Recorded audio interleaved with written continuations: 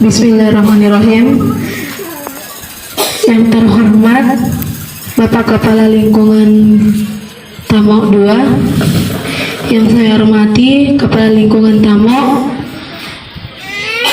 yang saya hormati Ibu Kader yang menyempatkan hadir untuk di tempat ini, dan saya hormati juga untuk Bapak Ibu yang hadir pada sore hari ini.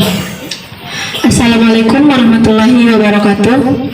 Waalaikumsalam. Puji syukur kita panjatkan kehadirat Allah Subhanahu wa Ta'ala yang telah memberikan rahmat dan hidayahnya sehingga kita masih bisa berkumpul di tempat ini, dan tidak lupa pula kita kirimkan salam dan taslim kepada junjungan kita Nabiullah Sallallahu Alaihi Wasallam yang telah membawa risalah kebenaran ke muka bumi ini.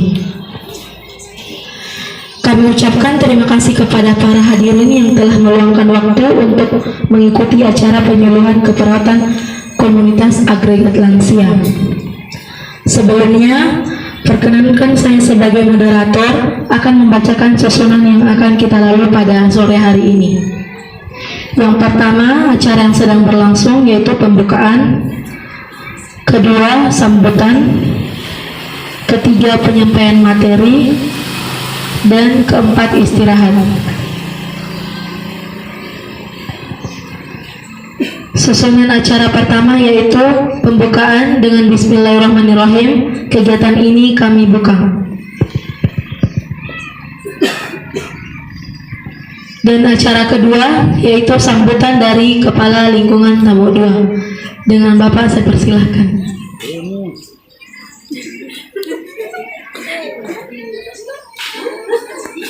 Bapak Kepala Lingkungan Tamok, saya persilahkan untuk sambutannya, Pak.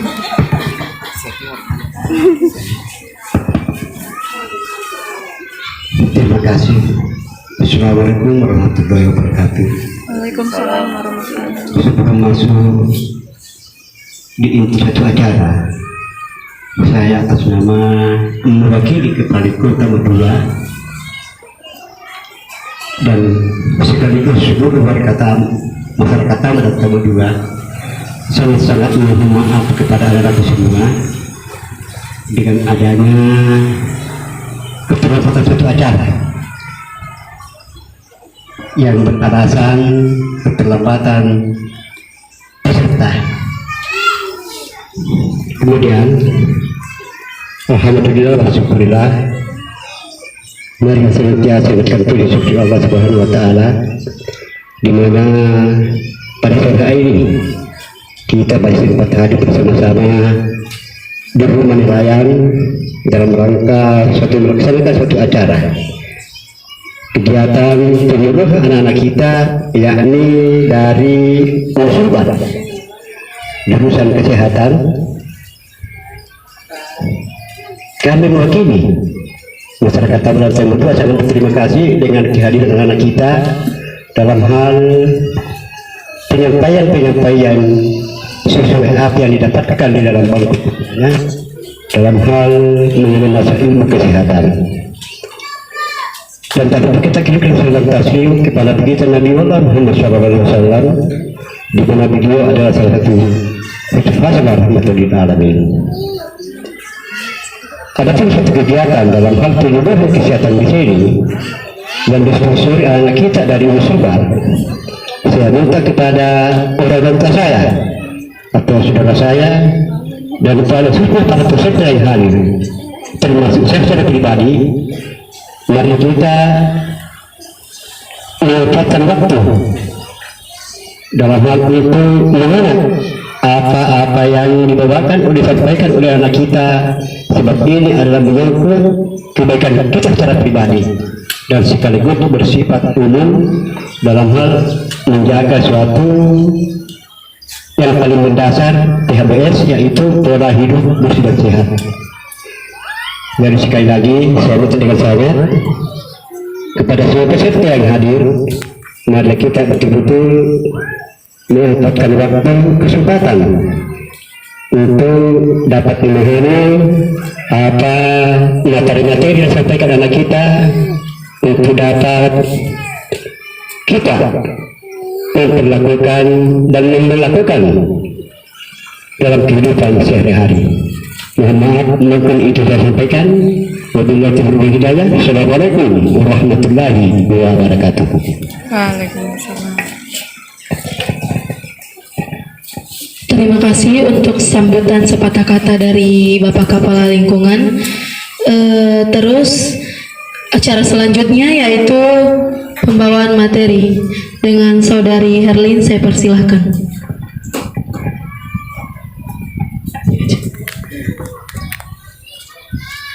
Saya ucapkan terima kasih kepada Ibu Moderator telah memberikan saya kesempatan untuk dapat berdiri di sini. Saya akan menyampaikan beberapa materi terkait dengan masalah-masalah kesehatan yang dialami oleh komunitas lansia.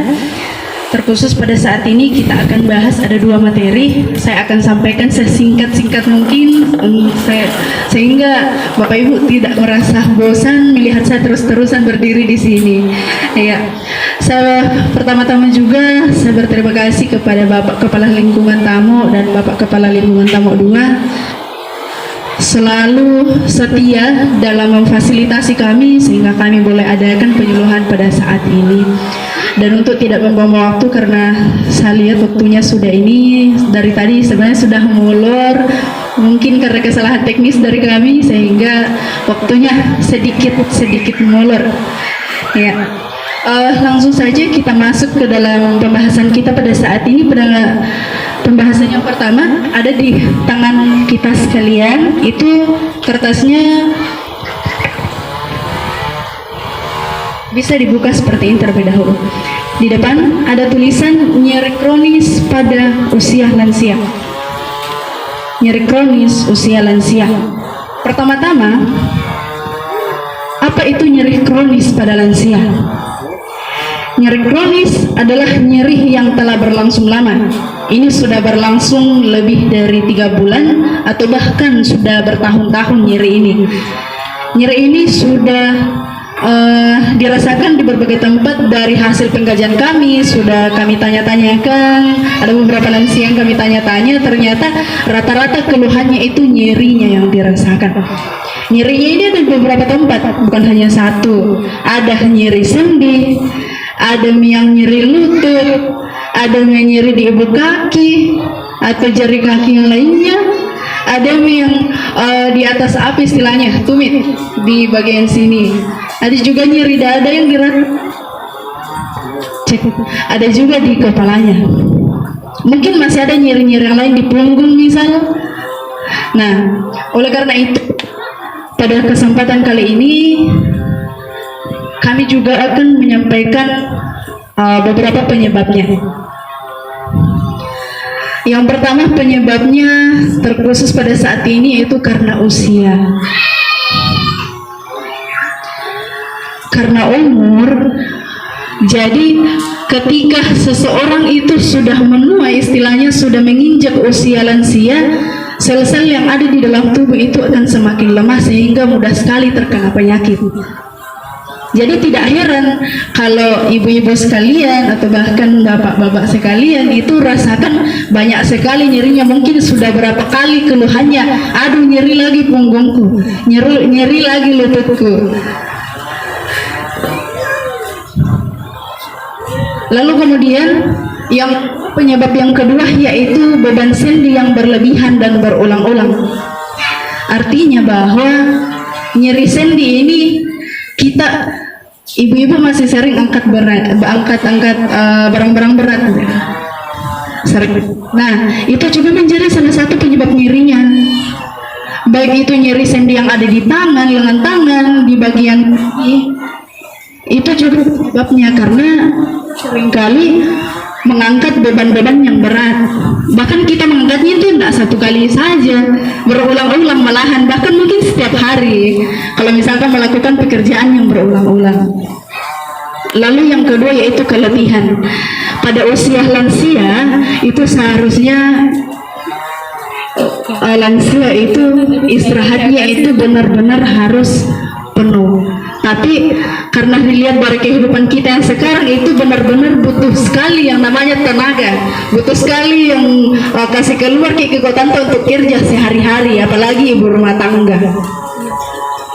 Kalau untuk pekerjaan bapak-bapak, karena kebetulan saya masih belum menikah mungkin, jadi saya tidak tahu bebannya untuk bapak-bapak itu seperti apa. Tapi untuk ibu-ibu, karena di rumah juga ada nenek saya, jadi saya lihat setiap hari, saya lihat itu pekerjaannya itu seperti apa, angkat-angkat beban beratnya. Justru kita ini yang usia muda, kita sering berpikir ini seharusnya usia lansia itu harusnya istirahat dengan penuh, bahkan mungkin rekreasi, iya sering-sering rekreasi. Tapi kalau dari lingkungan saya lihat tidak perlu lagi lah rekreasi, karena setiap hari keluar rumah buka pintu langsung rekreasi, sudah berhadapan langsung dengan laut.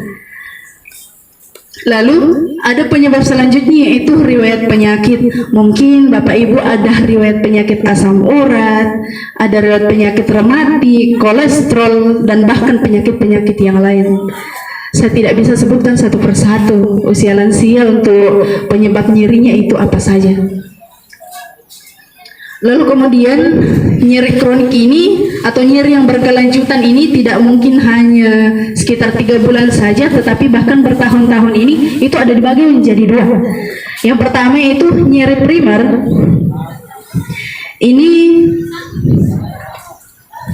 biasanya itu disebabkan oleh masalah-masalah yang paling berbahaya. Artinya bahkan ini tidak diketahui tanda-tandanya, tetapi ketika tiba saatnya ini dapat sangat-sangat berbahaya. Lalu kemudian nyeri sekunder ini itu biasa ibu rasakan setiap harinya ketika angkat beban berat lagi, sakit lagi, kerja lagi, sakit lagi.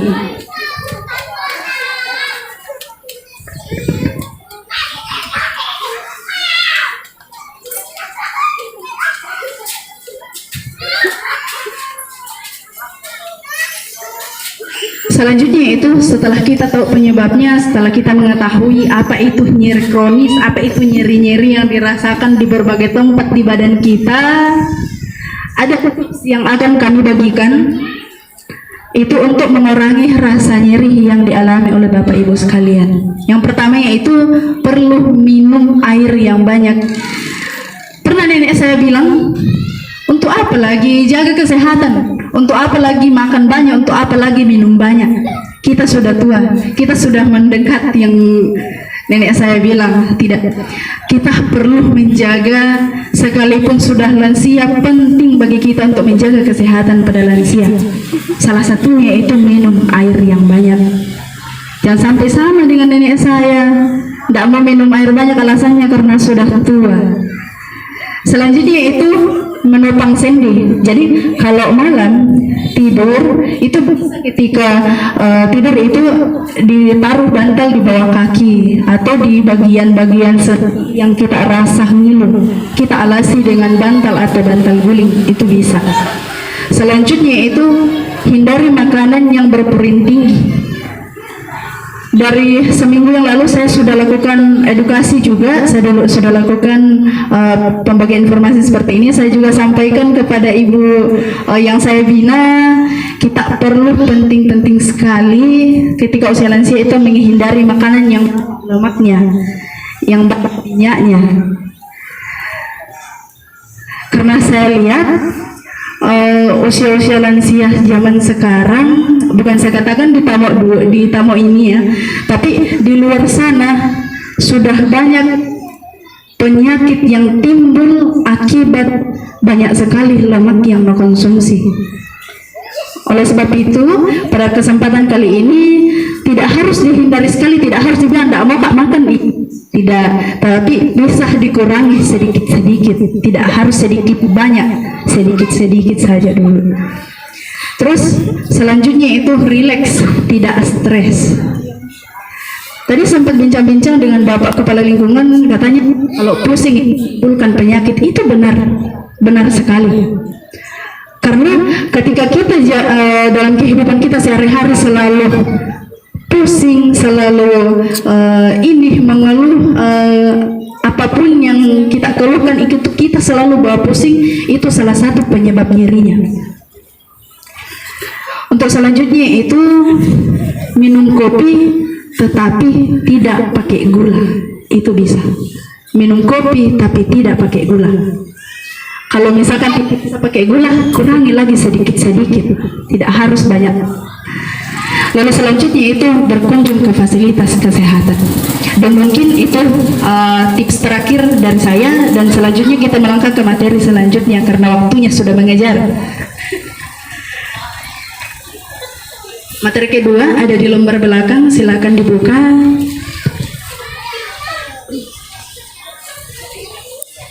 Di situ judulnya itu pentingnya memelihara kesehatan pada komunitas lansia.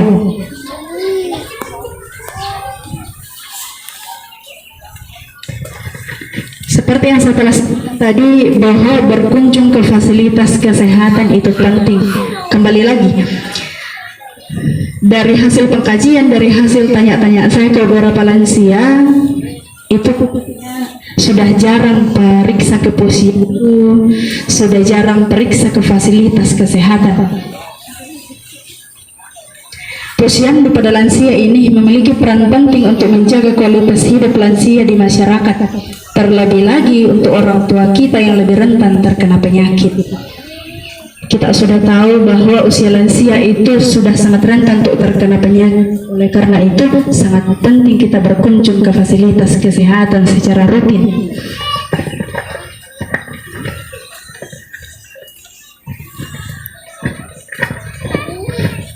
Saya sampaikan bahwa periksa kesehatan ini bukan hanya sekedar memeriksa kesehatan saja, tetapi ada manfaat-manfaatnya yang dapat kita peroleh. Itu dapat dibaca di lembar yang warna hijau. Itu untuk memeriksakan kesehatan kita. Yang pertama itu meningkatkan deteksi dini penyakit. Artinya bahwa ketika kita sering periksa, jadi dalam 1 minggu contohnya kita periksa, kita tidak tahu ada penyakit. Jadi ketika kita bilang ada 2 bulan lagi baru saya periksa lagi, kan tidak tahu kita 1 bulan ke depannya ada penyakit atau tidak yang masuk ke dalam tubuh saya ini. Jadi itulah pentingnya kita rutin pergi ke fasilitas kesehatan atau ke puskesmas ataupun posyandu. Selanjutnya itu mengurangi biaya pengobatan jangka panjang. Saya katakan begini karena ketika kita memeriksakan kesehatan kita sekarang, kita bisa cicil biaya kesehatan kita. Periksa sekarang, kita tahu penyakitnya, kita bayar untuk dapatkan pengobatan. Periksa sekarang, bahkan kalau ini dibayar, tapi kalau tidak, kalau ada bantuan dari pemerintah itu biasanya tidak. Tetapi ketika kita tidak rutin, suatu saat nanti kita sakit keras, sekalipun dibilang dapat biaya dari pemerintah, tetap banyak sekali biaya yang kita gunakan. Yakin dan percaya, kalau tidak rajin periksa kesehatan dari sekarang, suatu saat kalau sakit keras, banyak sekali biaya, bahkan mungkin bikin pusing kepala lagi, timbul lagi nyerinya. Selanjutnya itu ketika memeriksakan kesehatan ke fasilitas kesehatan ini mendorong dan memotivasi untuk tetap sehat. Periksa lagi, dikasih lagi motivasi dari posyandu, begini, pulang segar lagi. Bulan depan periksa lagi, begitu terus, jadi tidak tertampung penyakitnya. Itu manfaatnya selanjutnya. Kemudian manfaat terakhir yaitu membantu pemeliharaan kesehatan yang konsisten. Jadi ketika pergi posyandu pasti selalu dianjurkan ini atau itu. Kalau yang sering ke posyandu itu pasti sudah sering dapat ceramah dari pihak kesehatannya, dari perawatnya. Dan mungkin itu saja dari kami yang dapat saya sampaikan. Saya usahakan tadi sangat singkat, tapi sepertinya sangat panjang sekali. Jadi sebelum saya mengakhiri materi yang saya sampaikan pada saat ini, ada beberapa hal yang perlu saya sampaikan. Pertama-tama yaitu saya mengucapkan terima kasih terlebih dahulu kepada Bapak Kepala Lingkungan, juga Bapak Kepala Lurah, tetapi beliau tidak dapat hadir pada saat ini karena suatu kesibukan yang tidak kalah penting juga. Karena dari awal selama 3 minggu ini kami selalu didampingi, tidak pernah mengeluh. Datang lebar senyumannya, jadi kami merasa sangat diterima ketika datang di tamu ini. Kami sebagai mahasiswa pendatang, ada yang dari Mamasa, ada yang dari Mamuju, datang di tamu 2, ternyata kami bisa sedekat ini dengan masyarakat. Ketemu masyarakat di jalan, ketemu ibu-ibu di jalan, itu dapat senyuman yang lebar sekali. Artinya bahwa kami sangat diterima di tempat ini. Terus selanjutnya itu kami juga tadi sempat merasa berkecil hati karena yang dalam pikiran kami, jangan sampai tidak ada yang datang, kasihan. Jangan sampai tidak ada yang hadir, kasihan. Tetapi Bapak Ibu membuktikan kepada kami bahwa tamu dan tamu 2 ini masih menerima kami dengan baik. Dengan hadirnya Bapak Ibu sekalian di tempat ini, beri tepuk tangan untuk kita semua. Ya, baik. Mungkin masih begitu banyak lagi yang saya mau curhatkan, masih ada banyak isi hati saya, tapi nantilah kalau ada waktu kita cerita-cerita sama ibu kalau kita bertemu lagi nantinya.